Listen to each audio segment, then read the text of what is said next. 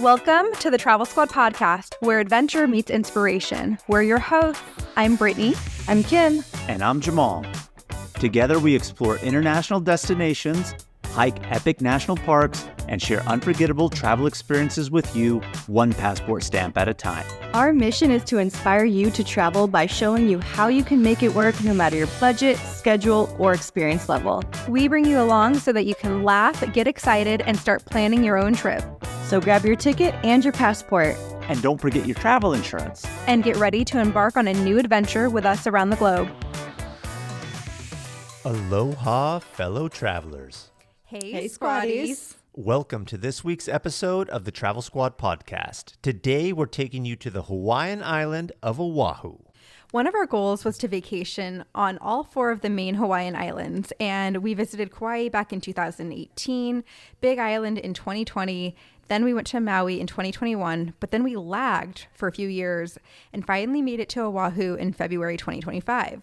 But honestly, one of the only reasons we booked this trip was because I received a promotional companion pass from Southwest, and Southwest flies directly from San Diego to Honolulu, and the flights were a really good price. But our expectations were a little low. But let me tell you that I was actually really genuinely impressed, and I could have actually spent an extra day or 2 vacationing on Oahu.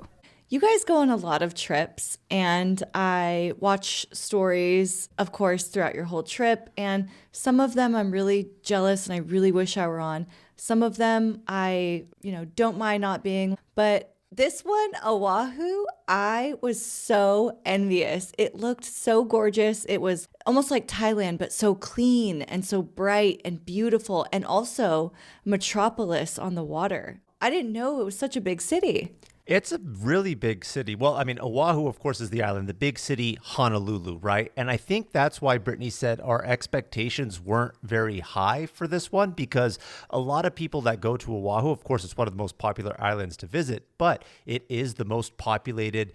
You do feel like you are in a big city when you are in Honolulu because it is a big city. So some people may think that detracts from the Hawaiian laid-back vibes, right? But I didn't think so at all. I really feel it almost enhanced it. And to your point, Kim, of saying, oh, we travel a lot, and I know we used to travel a lot all the time. It's so sad that you're in Texas, because I know a lot of these trips, even here, Oahu, if you were still in San Diego, probably would have been able to make it, because it's so hard coordinating flying from different cities to make it, do all this and that. But I'll tell you what, you need to add Oahu to the list, and maybe we'll make it a squad trip, because we really did like the island of Oahu a lot. I also want to give a shout out to our squaddies, because you guys showed up with the recommendations for Oahu. Erin gave us a ton of recommendations. So did Jessica, who did her bachelorette party in Oahu, Allison, and Kim's friend, who hooked us up with a ton of local recommendations because he lived on the island for like 10 years. So before we get into the episode and everything that we did, let's tell you a little bit about Oahu. So Oahu is the 3rd largest Hawaiian island. By that, I'm talking size, but it is the most populated of the Hawaiian islands. The state capital of Honolulu is on Oahu, and Oahu is 44 miles long and 30 miles across and has over 227 miles of beautiful Pacific shoreline. Do you think it's the most populated because of the Navy presence there? Like, if it wasn't there, maybe it wouldn't be so populated? Honestly, that's a good question. I'm not too sure why specifically Oahu. Probably because of the Navy, I would wager to say so. But it's one of those things. Why do cities prop up wherever they do? Who really knows? Point is, Honolulu is here, and it is a largely populated area and island. And it's so absolutely gorgeous, so I can see why people are there. Yeah, it definitely impressed us. So we have a few tips for you guys for visiting Oahu. Tip number 1 is that you'll have to pay for parking in Waikiki. There are some street parking meters for like 2 hours long, but you're going to be circling quite a bit if that's what you're going for. And you want to be able to relax and hang out at the beach for longer than just 2 hours. So you're probably going to have to pay to park. And you're going to want to drive to other places on the island. Of course, you could spend all your time here in Honolulu in this region, but we really don't recommend it. The entire island has a lot of great stuff. So you're going to need a car to drive around the island. So you are going to probably have to park it. But the neighborhood of Waikiki is actually super walkable. That's where we stayed. We stayed just a few blocks from the beach. Literally from the minute we left our room to get down to the sand, it was an 8-minute excursion.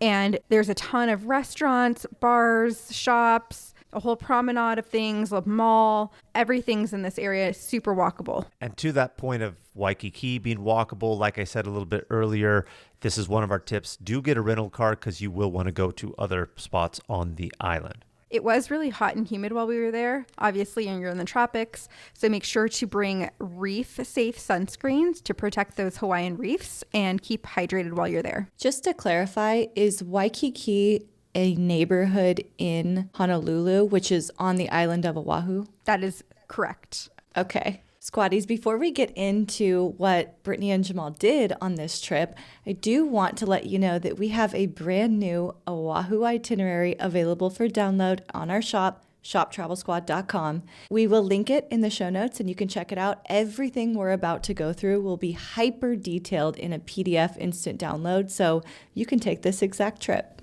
Hey, what's up, guys? I'm Fred Warner, linebacker for the San Francisco 49ers. Abercrombie has the new suits you need, plus all the collared shirts to go with them. The Abercrombie & Fitch Collins suit is the only suit you'll ever need for any occasion. Available in slim, classic, and athletic. Pair with a collared classic. Go with a soft, easy-to-wear sweater polo or a comfortable long-sleeve shirt. With so many different fits and fabrics, you can make a look that's completely your own. Add the Abercrombie & Fitch Collins suit and new collared shirts to every occasion this season. Shop online or in store.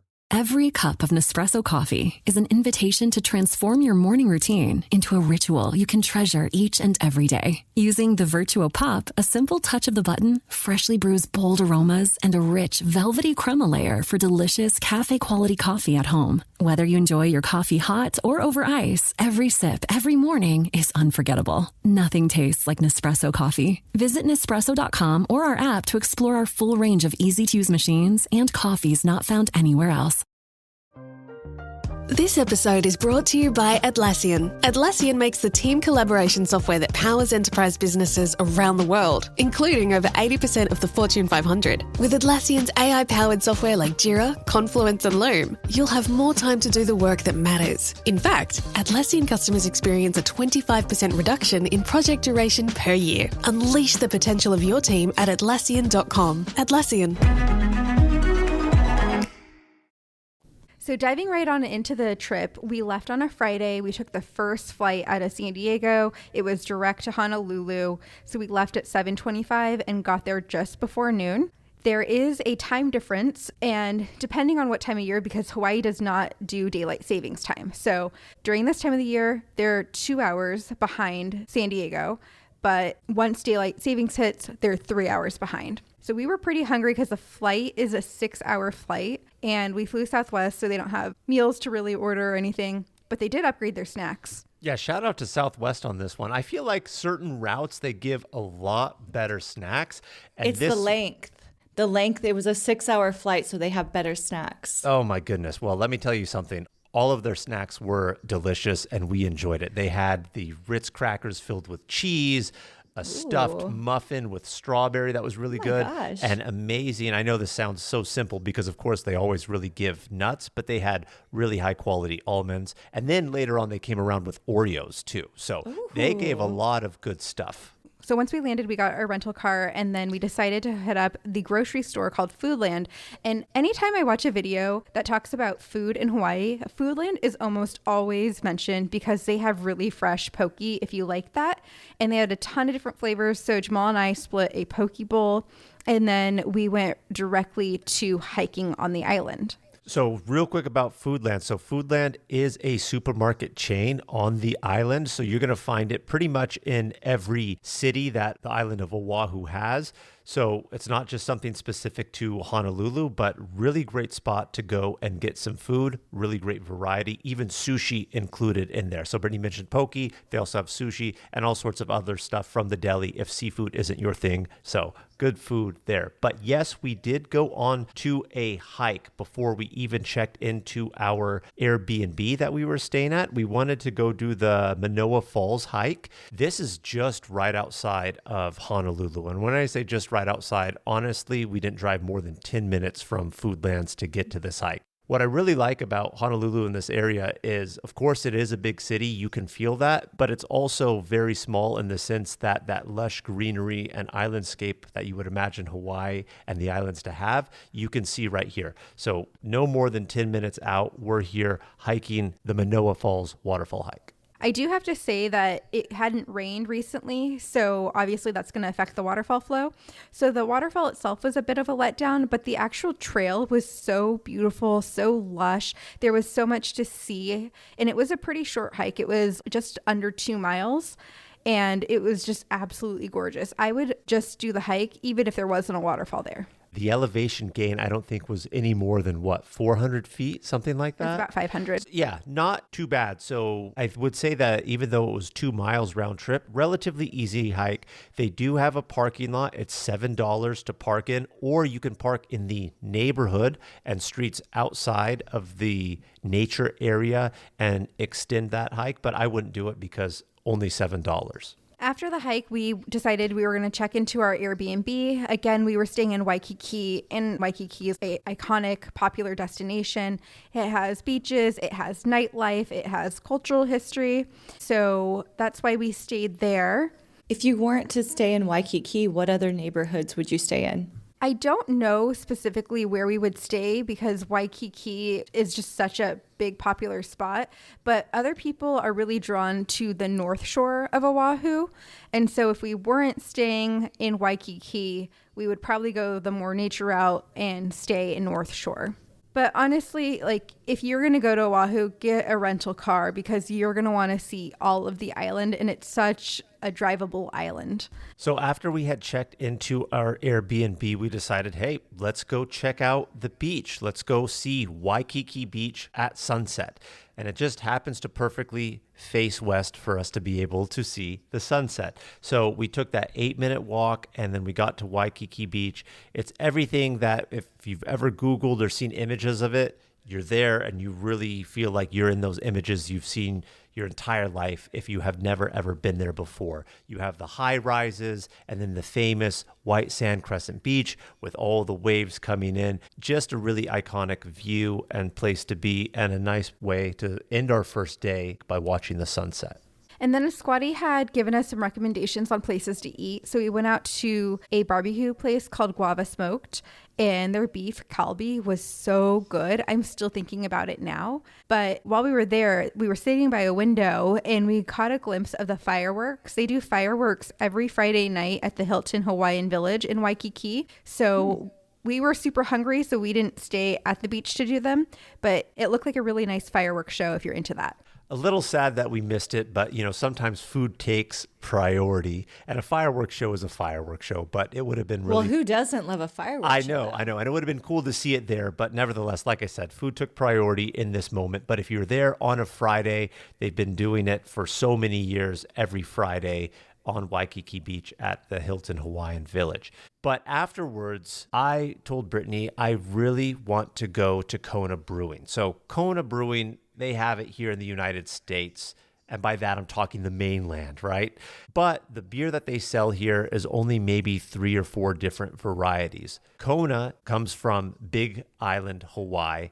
They also have Kona Brewing on the smaller islands here in Oahu as well.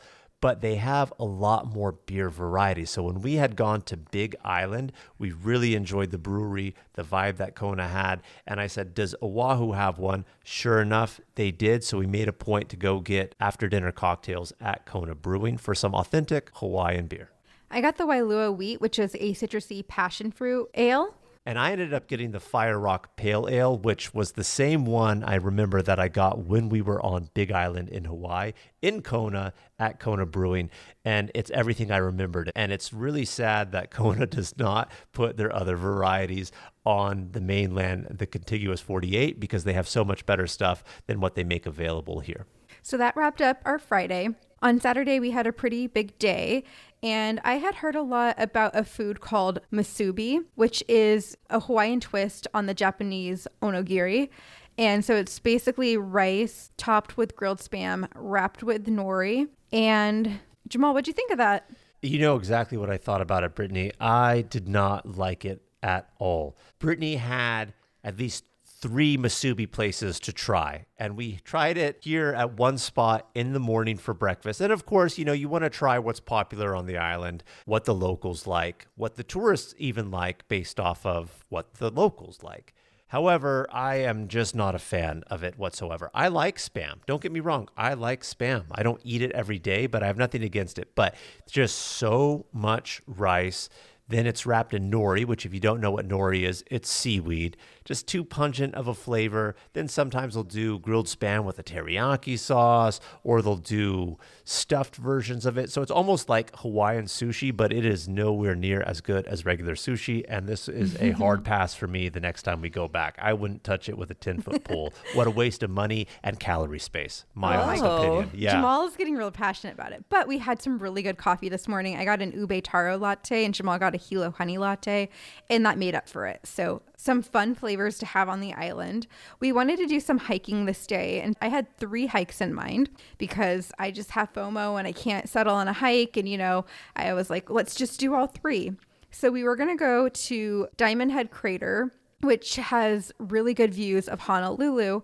But we found out while we were there that you actually have to have reservations, and they were sold out for the day. But that was honestly a good thing, because once we went to our next hike, which was called Koko Crater Tramway, this hike literally almost killed us. It was such a hard hike, but absolutely worth the views. So I'm really glad we didn't do that other hike beforehand. So we'll get into Koko Crater Tramway hike in just a second, but can you believe that, Kim?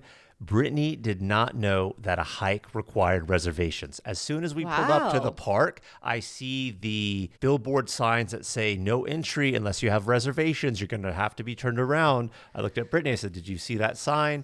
She was unaware. We were kind of hopeful that we would get up and maybe they would let us in. Not that we asked, oh, can you? But, maybe that sign's just there and they've changed their policy. Maybe the rules don't apply to me. Or maybe it's an old sign because, again, I would expect Brittany to know something like this. But nevertheless, it is still an enforced rule. You do need to have reservations, so do look into that. And would you just book them online ahead of time? Yes. You can just go online, and they're time slot specific, which I also don't love, because if the morning sold out or the time you're looking for is sold out, you kind of have to plan your whole day around that. So it worked out for us. Must be a good hike for it to be so regulated. Yeah, and that's what I was about to say. The reason why you would want to go to Diamond Head Crater, one, it's a crater. What creates craters in Hawaii?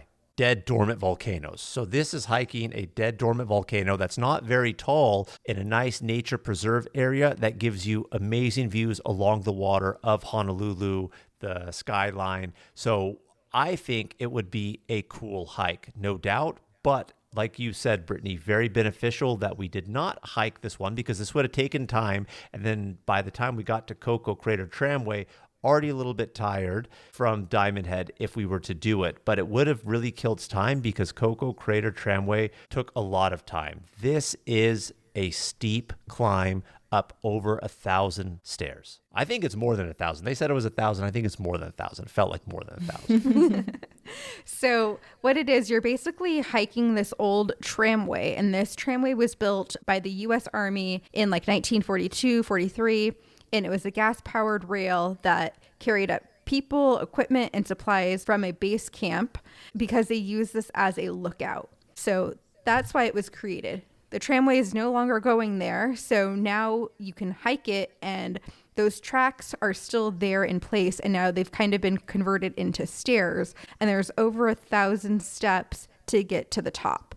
It is super, super steep, and we were stopping every few minutes because it's just that steep. But once we got to the platform, it was just like, oh my gosh, this was totally worth it. Not only can you see Diamond Head, you can still see Honolulu, and it gives you pretty much a 360 view of the island.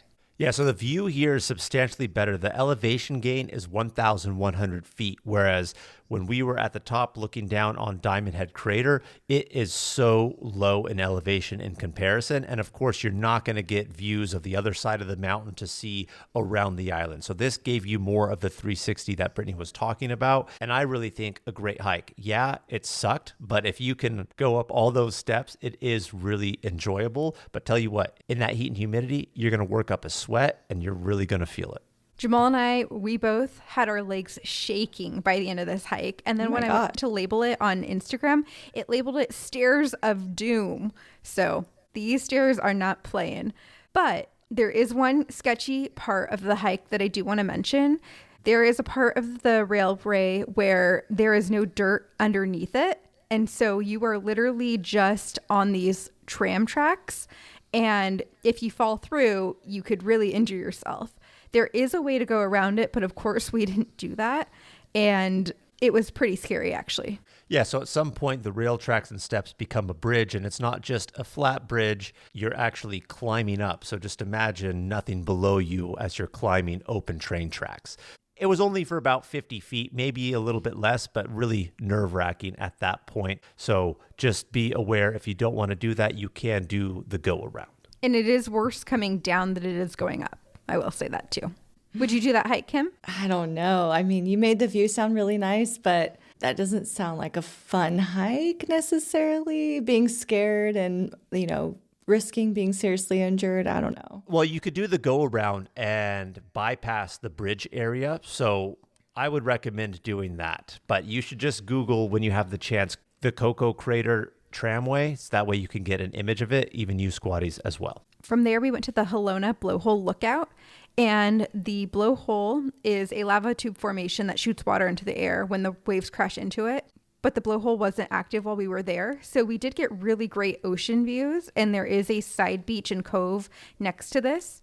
But we didn't get to see the blowhole. Yeah, I don't think we were there at the right time for the tide because, of course, the blowhole here that Brittany's talking about is when the waves crash in, the way the rocks are formed, and more particularly here, since this is a lava tube, the water just rushes into the hole and it shoots up just like a water spout. So that would have been really cool to see, but nevertheless, the view here was really pretty. And you forgot to mention, Brittany, we did see some whales breaching while we were out here off in the distance. Yes, we did. Really cool to see that. And there was photographers that were here. They were pointing them out. It was really cool to see them in the distance for sure. This episode is brought to you by Indeed. When your computer breaks, you don't wait for it to magically start working again. You fix the problem. So why wait to hire the people your company desperately needs? Use Indeed sponsored jobs to hire top talent fast. And even better, you only pay for results. There's no need to wait. Speed up your hiring with a $75 sponsored job credit at Indeed.com/podcast. Terms and conditions apply. I can say to my new Samsung Galaxy S25 Ultra, hey, find a keto-friendly restaurant nearby and text it to Beth and Steve. And it does without me lifting a finger. So I can get in more squats anywhere I can. 1, 2, 3. Will that be cash or credit? Credit. 4. Galaxy S25 Ultra, the AI companion that does the heavy lifting so you can do you. Get yours at Samsung.com. Compatible with select apps. Requires Google Gemini account. Results may vary based on input. Check responses for accuracy. This episode is brought to you by Walmart. New beauty is in bloom at Walmart, and it's all about springtime radiance. From Drybar, Tula Skincare, and hundreds more available online, Walmart has the premium brands you want and this season's on-trend products for flawless, glossy hair and hydrated skin. Big name beauty brands? Check. The things you love? Check. Find trending spring beauty and all you need to look and feel gorgeous at Walmart, on app and online. Then we continued along the east side of the island. We went to Makapu'u Lookout, which is an overlook of the ocean and the coastline on the east side of the island. And this was our amazing view of the east side. We did get some when we were at the top of Koko Crater Tramway, but this, you're like looking at a beach straight on, and you can just see how turquoise the water is, how white the sand beaches are. And it was really beautiful. And Jamal and I were looking at that beach and we're like, we can't wait to rest there later today. Well, unfortunately, I don't think we did go to that beach. We went on to a different beach on that side of the island. But so many people were snorkeling in this area. And where we were at from the lookout, we were probably several hundred feet up, but we could even see the bottom of the ocean in that area and just everybody snorkeling on top of my goodness, how crystal clear and turquoise that water is. But we were doing this drive on the east side of the island because that third hike that Brittany said she had planned, this is where we were finally ending up at, which was going to be the Lanikai Pillbox Trail. Yes, I actually saw this hike on someone's Instagram way back in COVID days. So like way back in 2020. And I wrote it in my notes and I was like, one day I'm going to hike this hike. And it's been sitting there ever since. So I was like, we're definitely going to do this. So to get to the hike, you actually have to park a little bit away, like a 15-minute walk away, because there is no parking at the trailhead. So that adds to it. So you could just imagine Jamal scoffing as I tell him that we have to add on more length to the actual hike.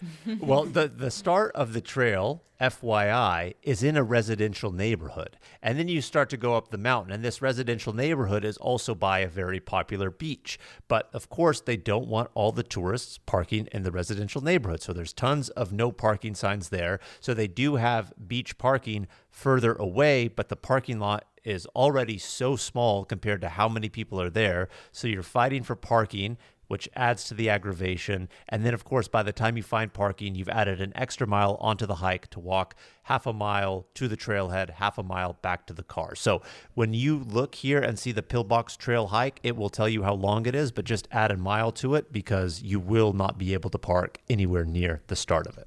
Sounds like a freak out.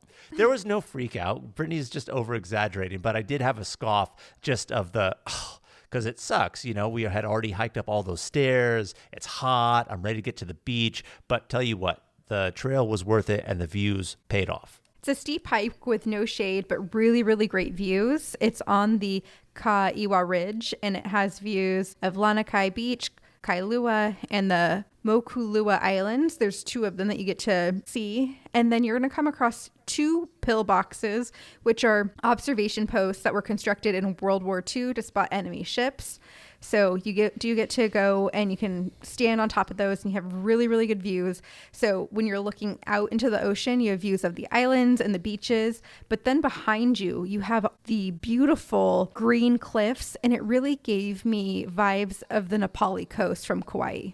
Yeah, that's what I was thinking when I saw your videos. Just so beautiful. You know what's interesting about Oahu is when you're on the south side of the island in Honolulu, Waikiki area, and you're looking at the cliffs, you do not get those Nepali coast vibes. They just look like regular mountains. But as soon as you get to the backside, the structure and look of it from the erosion and everything really reminded us of the Nepali coast. So if anybody has ever been to Kauai and is familiar with that and not to Oahu, you do get that same vibe from these mountains here, but only from one side, but of course not as grand, but still beautiful nevertheless. By the end of this hike, Jamal was like, I need shave ice. I want to cool down.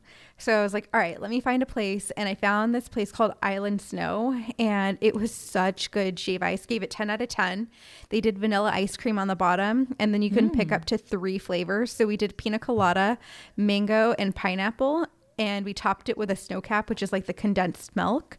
And it was so good, so refreshing, cooled us right down. And fun fact, Obama's been here. Did they have pictures of him hanging up or something? How do you know that? Well, when we were looking for a shave ice place, there were 2 that were in semi-close proximity to us.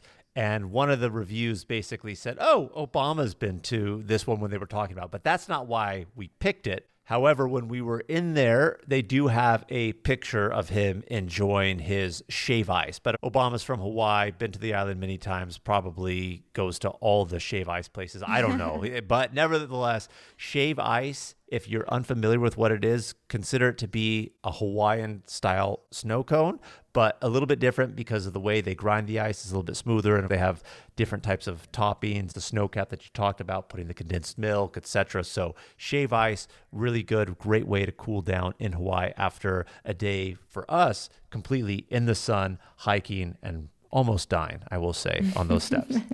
So then we said we were going to finally go relax at the beach. We went to Waimanalo Beach, and a squatty recommended this beach. It's on the east side of the island. It has beautiful turquoise blue waters. It's a really long beach, so you can actually spread out. You don't feel super crowded. The sand is so soft, and there is an area with a whole bunch of trees. And so if you wanted shade and you didn't want to lay out, you could go hang out in that area too. And there are some places where you can lay on the beach and also be shaded. But there are also spots where you can lay out and get your full tan like you would love, Kim. And then after the beach, we worked up an appetite and were ready to eat. So we had looked at a lot of places, of course, got recommendations of places to eat on Oahu, and one place that came up constantly was Kono's. And Kono's is famous for being a pork restaurant, right? Lots of Hawaiian style pork. I had been craving some nachos for a long time. They had pork nachos on the menu, and their pork nachos were fire. They were super good. We really liked them. So that's what we did for dinner. And then we were debating, are we going to get another menu item from Kono's? But right across the street was another Foodland's. And then we said, well, let's go get some fish instead. So we did sushi from Foodland's after we had gone to Kono's. Double dinner. Double dinner. Because we split the nachos. So then we just split like a tray of sushi too. Then we decided to drive back to Waikiki. We went right down the street to a place called International Marketplace, and it's this really big high-end mall that has a food court, high-end retail shops, and sometimes it even has live music. If you walk the whole length of the mall, you can actually pretty much get to the beachfront. It's like right across from the beach. And we stopped at two places there. There's a place called Honolulu Cookie Company, and they have these amazing macadamia shortbread cookies. My favorite ones are the chocolate dipped ones, and Jamal really liked the mango ones. And then we stopped at another bakery in this marketplace that had a pineapple round as well. Yeah, the International Marketplace is a really fun place to walk through in Waikiki and Honolulu. So you're going to find all sorts of food here, but if you just get bored and want some place to go cool off and not be in the sun, International Food Market's the place. Hey, Squatties, we're going to be releasing some newsletter content about this Oahu trip and some future Hawaii content to come. So make sure that you're subscribed to our newsletter. You can do that. Just go to travelsquadpodcast.com, fill out the form, and we will be in your inbox twice a month. I was never really a runner. The way I see running is a gift, especially when you have stage 4 cancer. I'm Anne. I'm running the Boston Marathon, presented by Bank of America. I run for Dana-Farber Cancer Institute to give people like me a chance to thrive in life, even with cancer. Join Bank of America in helping Anne's cause. Give if you can at BofA.com/supportAnne. What would you like the power to do? References to charitable organizations is not an endorsement by Bank of America Corporation. Copyright 2025. I think I just won my taxes. Yeah? I just switched to H&R Block in about 1 minute. All I had to do was drag and drop last year's return into H&R Block, and bam, my information is automatically there. So I don't have to go digging around for all my old papers to switch? Nope. Sounds like we just leveled up our tax game. Switching to H&R Block is easy. Just drag and drop your last return. It's better with Block. Chronic migraine is 15 or more headache days a month, each lasting 4 hours or more. Botox, onabotulinum toxin A, prevents headaches in adults with chronic migraine before they start. It's not for those with 14 or fewer headache days a month. It prevents on average 8 to 9 headache days a month versus 6 to 7 for placebo.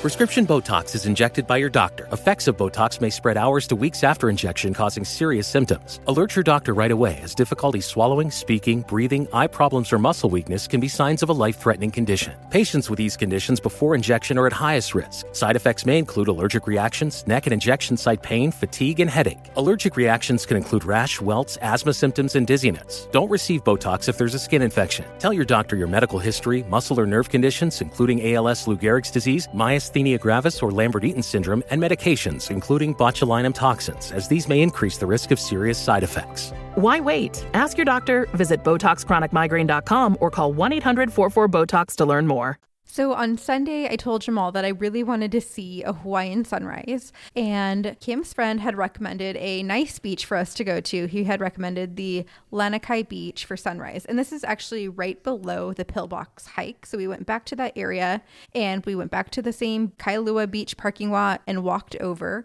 But this beach is a really pristine, quiet beach. It's actually kind of hidden by houses, and you have to get to it by going down these narrow alleyways. So it's not really crowded at all. It also faces the islands that are just offshore, that are a seabird sanctuary. But we had such an amazing sunrise on the beach. What time was that? Sunrise was about 6:50 in the morning. But you want to always get to sunrise at least like 20 to 30 minutes early, because the sky already starts to light up and change colors beforehand. And we know what can happen when you try to make the sunrise in Hawaii and something can go wrong and you miss it. We did miss it when we were in Kauai. I think I led us astray a little bit, but in fairness, that was actually a hike and we got lost in the forest jungle, whatever you want to call it. Here was very easy. We were on I don't think we got lost. You trekked on because you were having a freak out.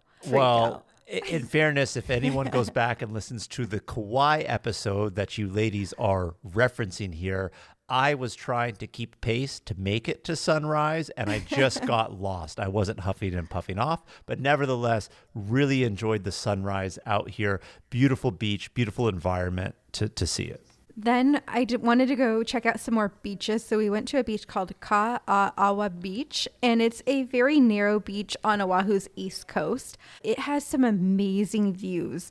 There's a great spot where you can get the palm trees, the ocean, the sand, and the green cliffs in the background. It just makes such a picture perfect spot. This side is definitely more quiet of the island. There's more locals here. Was not crowded at all.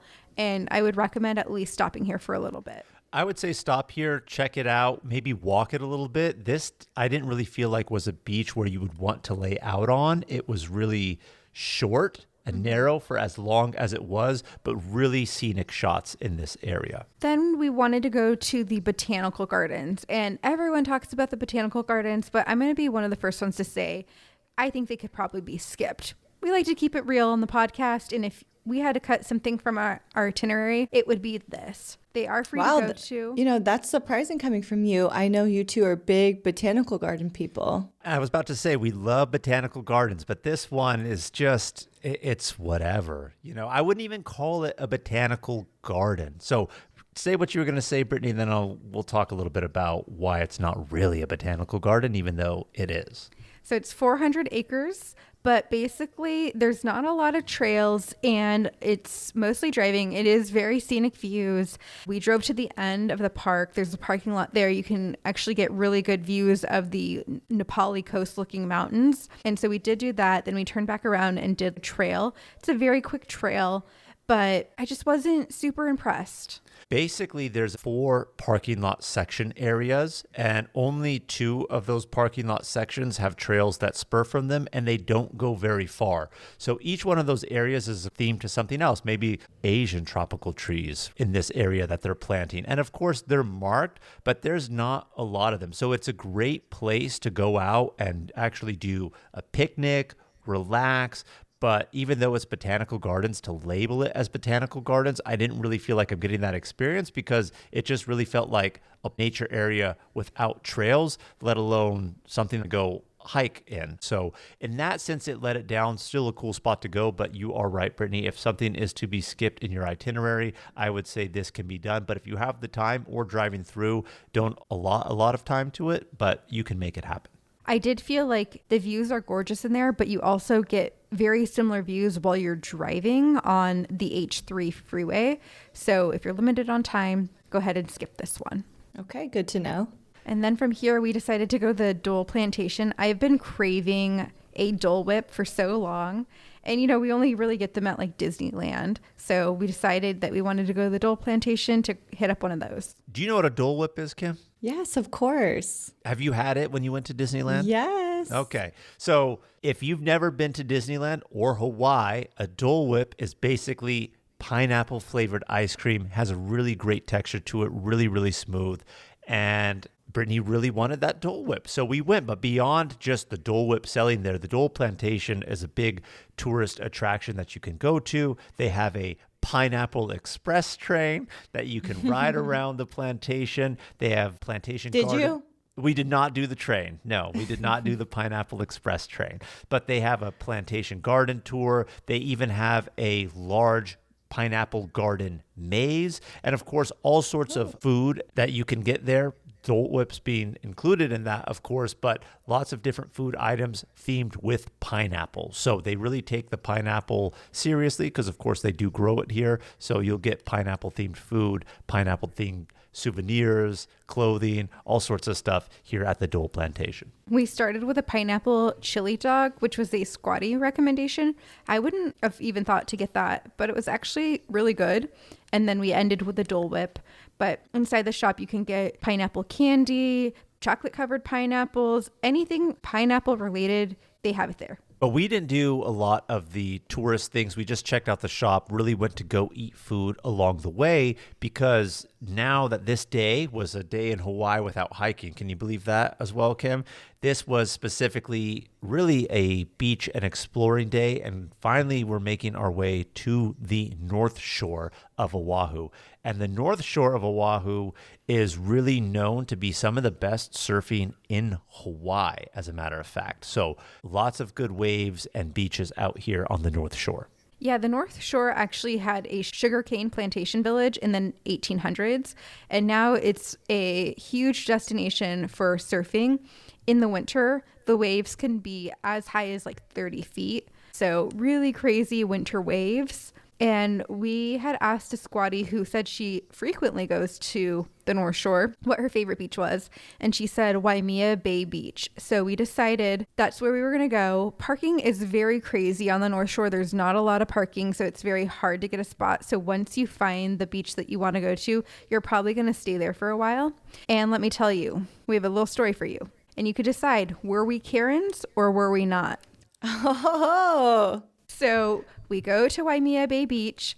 It's a very small parking lot. You know, there's like one in, one out, and it just circles once. Very competitive for parking here. Luckily, people are coming and going all day. So we're kind of in this queue for spots. And people that don't want to wait are going around the cars. So we're like fourth in line to get a spot. And there are people coming from the beach, walking to their cars. So there's 3 cars ahead of us. People are pulling out. And then we see another family go to a car and we're like, okay, perfect. We're going to get that spot because we're next. And keep in mind, while all this is happening, we're hugged to the right on the road because we are waiting in the queue.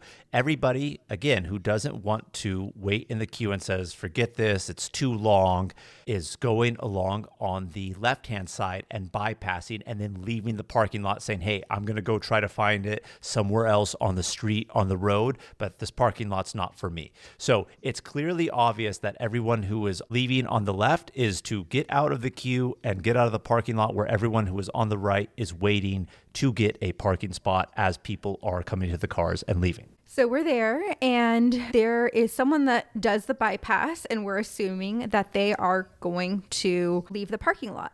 But as they pass us, a spot opens up, and they take our parking spot as we're waiting for the people in front of us to get into their spot. And so they were going to do the bypass, and then they dove into the spot.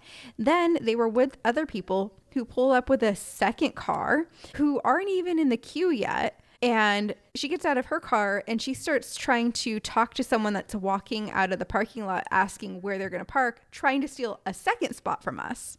And so Jamal's like, are you going to say anything? And I was like, no. But then when she was asking the lady where her spot was and was going to take the spot from us for her dad, I think, Jamal rolled down his window and was like, hey, you better stop talking to her. That is our spot. You already cut. You said you better stop talking to her? Well, I did not say those words. Brittany's paraphrasing here. I said, no. We're taking that spot because you cut in front of everybody to steal that spot. That spot was ours. I wasn't going to say anything to you, but you just had a second person pull up in another car who wasn't even waiting, and you're asking this lady right now where they're actually parked so that your friend can take that. I said, no. That's not happening. If she is in this parking lot, that's my spot. And they're like, well, what car do you think we're in? Like, they were so taken aback, like I had to be mistaken on who they were. And I was like, no, you're in the red SUV. I saw it. And they're like, oh my gosh. She was like, well, the lady was leaving. And I said, yeah.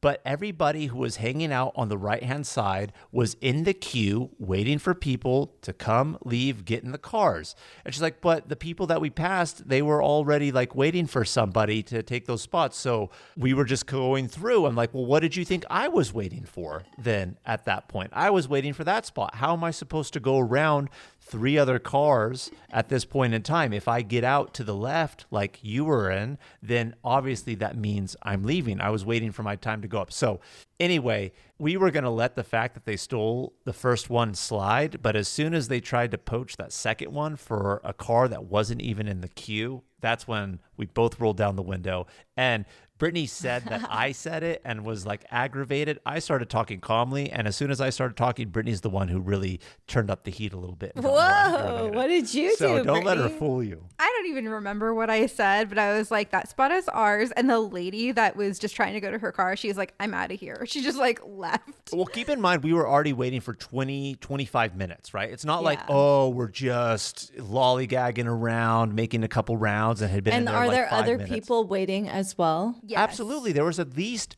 6, 7 other cars behind us extending out of the parking lot at that point in time. Okay. So Yeah. when people were sitting for a long time and getting tired, that's when it's like, all right, I'm so far behind, I'm just going to leave the parking lot. And that's what we thought she was doing. And as soon as she did that and got to the front, she got lucky, so to speak, to see the person who was leaving that we were waiting for, but we were just stuck behind the line because the 3 other cars that were in front of us were still waiting for their people to actually back out. But she had just cut in and got there perfectly at that point in time and whoop, swooped in. So maybe we were Karens, but I'm waiting 25 minutes for a parking spot. I'm not giving up a second. So how did that conversation end? They were just playing dumb, saying like, oh, they didn't know how that worked. And they said, fine, we won't take that spot. The spot's yours. And then she went up to the car that was with her and was like, oh, they're going to take that spot. So we got the parking spot. We went to the beach. The waves here were amazing. So wild. If you want to talk about rogue waves, you're going to find them here. Those waves just sneak up on you.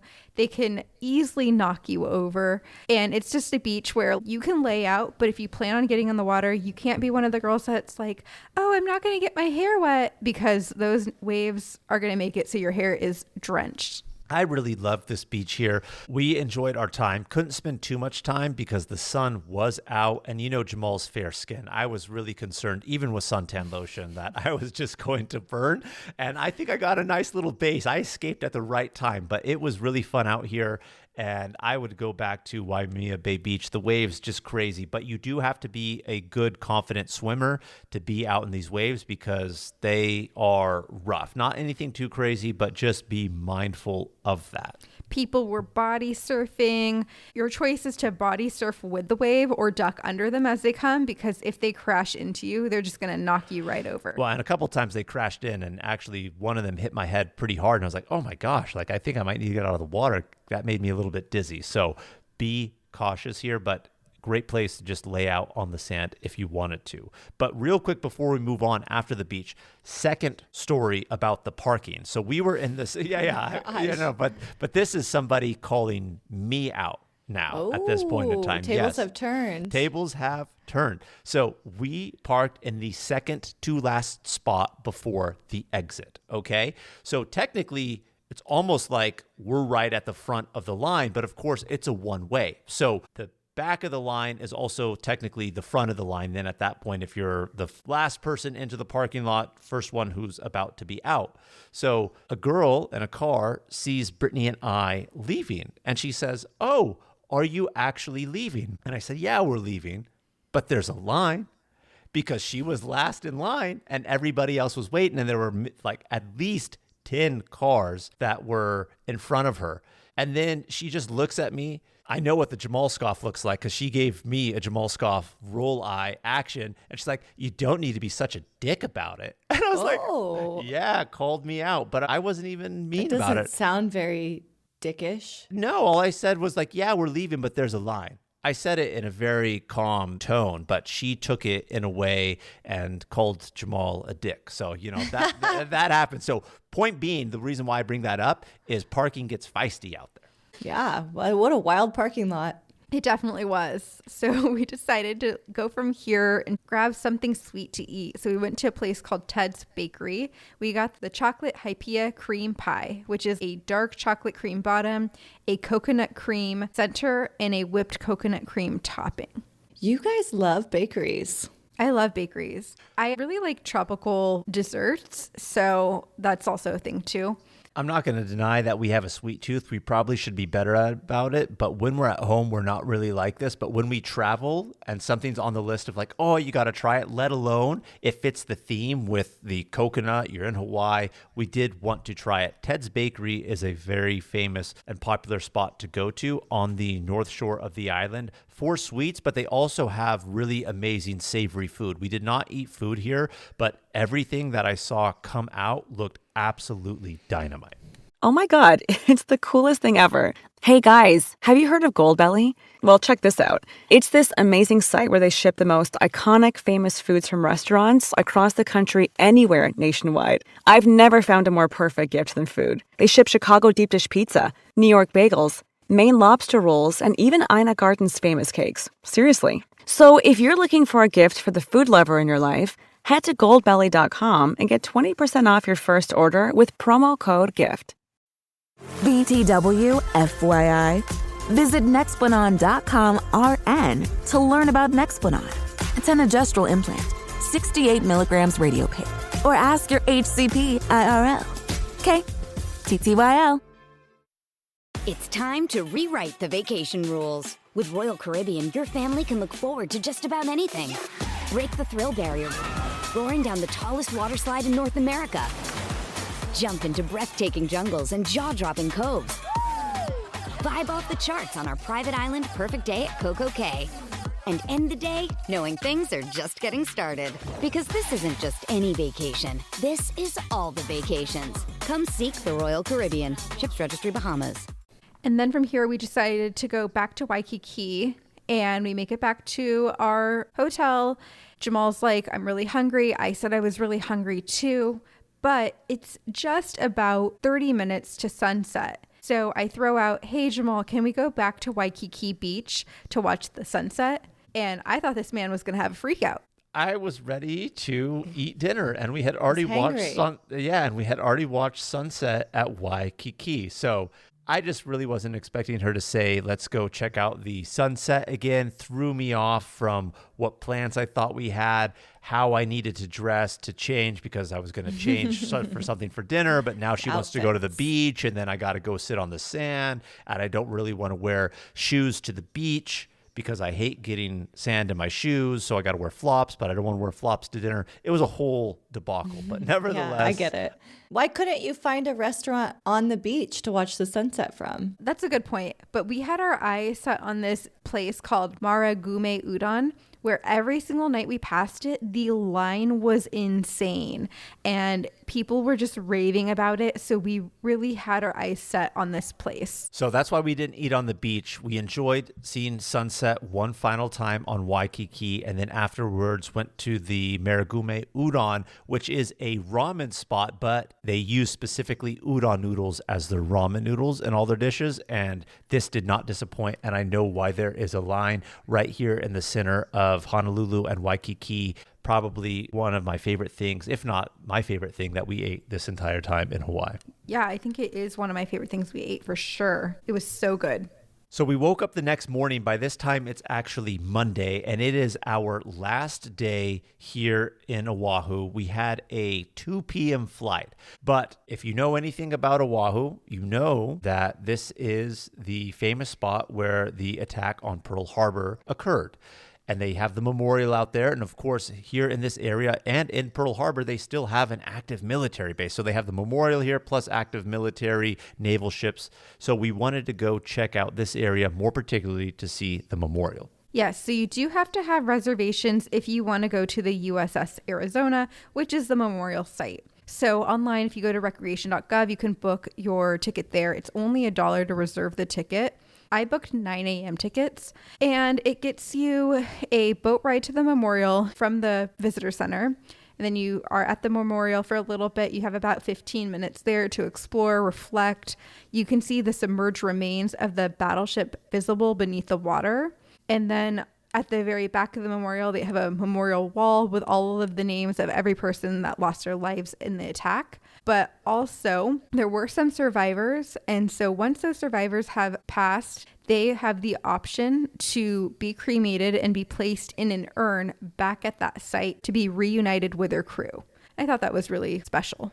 Yeah, so they had the names of the survivors who have done that, and of course, everyone who lost their lives. But what's really unique about this is it's not just a memorial, like you go to Washington, D.C. and see the war memorials and you're on land.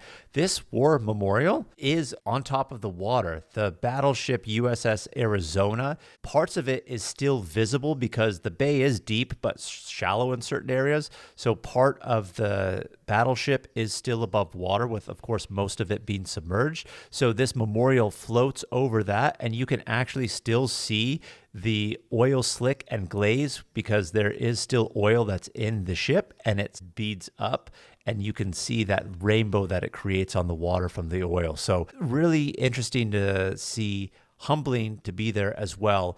So then we just took a boat ride back. Once you get back to the shore, there is a whole bunch of historical facts and reading material about Pearl Harbor and the events and all of that. So we did do that. And I do want to point out that even though I reserved a 9 a.m. time slot and we got there right before 9 a.m., I got my ticket, and you get your ticket, you put it in your travel folder, you don't really look at it again. The ticket actually says you should get there an hour early. So I don't know why they do that, but I was not planning on getting there an hour early, and I didn't even realize we should have been there an hour early because we were supposed to go through the site, watch a video, then end with the boat ride. So we kind of did it backwards. But then when we were done, this area by Pearl Harbor is close to the airport. So we wanted to get some food because we knew with the time change and by the time we land back in San Diego, it's going to be in the 9 o'clock hour. So really no time for dinner. So we wanted to have a nice, good, big lunch. And something that came up very highly rated in the area by the airport was a place called Joe's Grill. And they are known to make Hawaiian flair and food, chicken katsu, macaroni salad, all sorts of other stuff that you would equate with Hawaiian cuisine. And Brittany and I got the spicy chicken katsu lunch plate. So it came with the rice and the mac salad. And oh my gosh, I said that the ramen and udon noodles was my number one. This could also be in competition for number one. If it's not, it's definitely number two, but probably some of the best katsu I've ever had. Super flavorful. The hostess, her name was also Brittany. She was super friendly. She had a really good personality. She made it fun. And it was just a quick place to go and eat before we went to the airport. Hawaii does have some really good food. I'm ready to go back, Kim. Let's go, girls trip. So we did do a 4-day, 3-night trip. And I just want to briefly mention the cost because we do try to share that with you guys so you can see how affordable travel can be at times. I did buy one flight with points, and then I paid for one flight, and the one flight I did pay for was $170. Then I used companion fare for Jamal's flights. So total for our flights, we paid $182 round trip for both of us. That really only comes to $45 a flight. That's really, really good. Yeah, to Hawaii. The flights are like 5 to 6 hours there from California.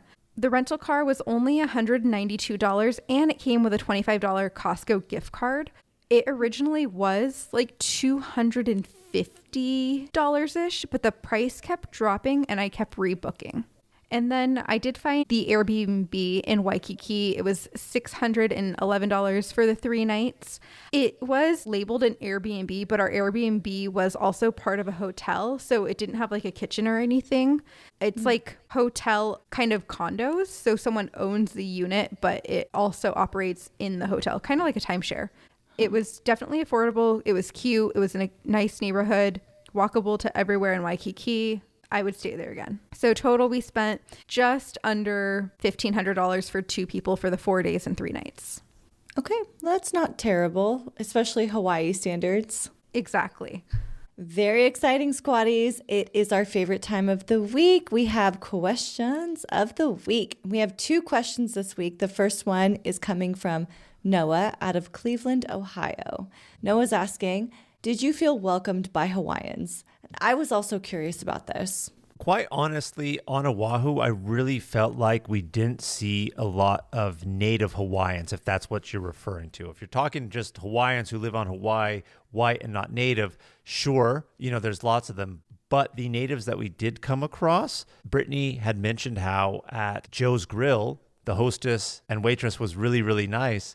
she was a Hawaii native, and she was probably the nicest person that we came across on our entire trip because it's right by the airport. She's like, oh, you guys are just getting in. You're going to love Oahu. We're like, no, we're just leaving. Oh, so sad. We're going to be sad to see you guys go. Thanks for coming in here before you guys leave. What did you guys do? Just like really, really friendly. Wanted to make sure we had a really good island experience. So I would say in terms of locals and Hawaiians, we had a great experience, felt very welcoming in that sense. Well, that's good to know.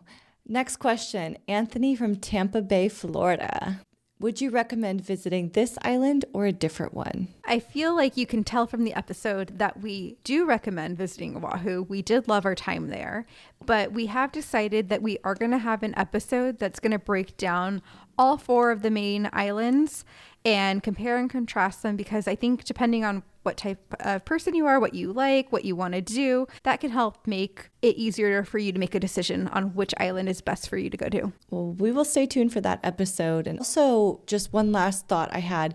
Earlier in the episode, you said Waikiki is known for a lot of things, and one of those was nightlife. But I didn't get the sense that you got to experience the nightlife. What's up with that? Well, we didn't go out much at night other than the international marketplace. We did walk around, but we didn't go get drunk or go to any bars really other than the brewing company. But one of our squatties did celebrate her bachelorette on Oahu, and she recommended a fun place to go. Can't remember off the top of my head, but I will put it in the show notes for you guys.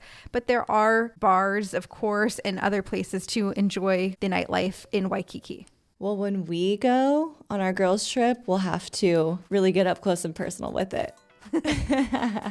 Sounds good. Squatties, thank you so much for tuning into our episode this week. Keep the adventures going with us on all the socials at Travel Squad Podcast, and send us in your questions for next week. If you found the information in this episode to be useful, or if you thought we were just plain funny, please be sure to share it with a friend that would enjoy it too. And as always, please subscribe, rate and review our podcast, and tune in every Travel Tuesday for new episodes.